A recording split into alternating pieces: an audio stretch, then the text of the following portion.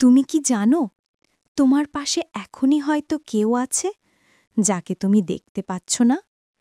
ইসলাম বলে আল্লাহ মানুষ আর জিন দুই জাতিকে সৃষ্টি করেছেন, কিন্তু জিনরা শুধু দৌড়ে কোথাও থাকে না, তারা আমাদের আশেপাশেই ঘোরে।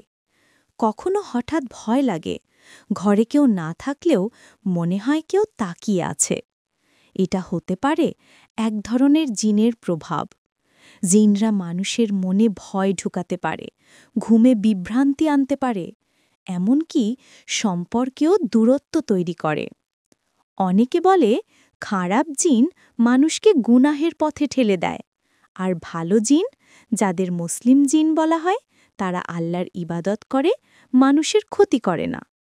তাই যখনই তুমি ভয় পাও বা মন অস্থির লাগে, সূরা নাস আর সূরা ফালাক পাঠ করো, কারণ জিনের শক্তি যতই হোক না কেন, আল্লাহর নামে তাদের সব শক্তি হারিয়ে যায়।